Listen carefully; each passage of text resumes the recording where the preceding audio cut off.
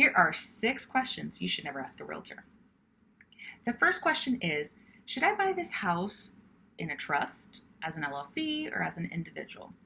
You shouldn't be asking your realtor that because we're not lawyers and we're not CPAs.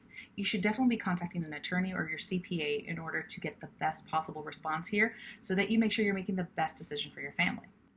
The second question is, what's the racial makeup of this area or neighborhood? And that's discriminatory, and we're actually not allowed to respond to this. And we get this question all the time. We are not allowed to talk about the racial makeup of a property or anything that falls into the fair housing. That also goes in with number 3, which is, are there a lot of families in the area? Again, it's an innocent question, and especially if you have a family, you want to move where there's a lot of children and families, we're not allowed to answer that question. We're really not even allowed to talk about it because it hints at discrimination, which protects familial status. So we're not allowed to talk about whether or not there's families or even what kind of families are made up in certain areas.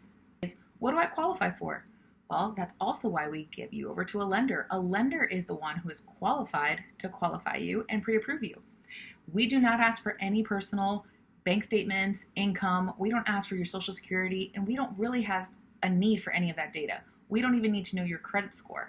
Sometimes we will ask for that just to kind of get a gauge, but that's the only thing. Other than that, everything needs to go straight to the lender, and they're going to be able to give you the exact number that you're going to be qualified for and that you're going to feel comfortable with.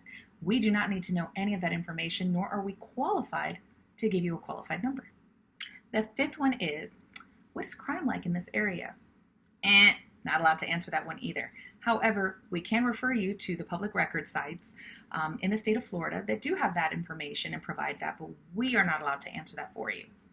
The 6th question you should never ask your realtor, but we get it asked all the time, is what are taxes going to be in this house?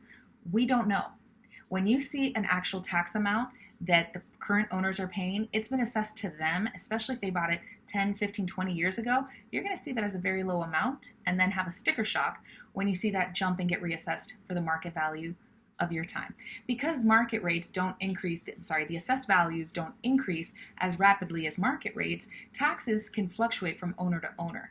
That's going to greatly depend also whether they have homesteaded the property, which means used as a primary residence, or if they had it as an investment property.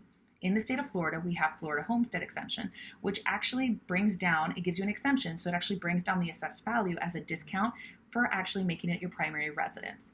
We can't dictate any of those things, and we can't even assume or presume to know what the taxes are going to be for that next year once the new owners take residence. So because we don't know, and we're not your tax experts, that's not a question you should ask your realtor. This and many more questions are questions that don't fall under our sphere of licensure or expertise. As much as we want to give our opinion on it, it's not our duty, and we really shouldn't, because it can get us in legal issues, and it's probably not the best for our clients. Make sure that you guys are contacting the right professionals for these questions at any given time, and we will gladly also tell you, that's not actually in my scope. I'm not allowed to talk about this, but you can always reference XYZ. Hopefully this helps. And make sure you don't ask those questions of a realtor.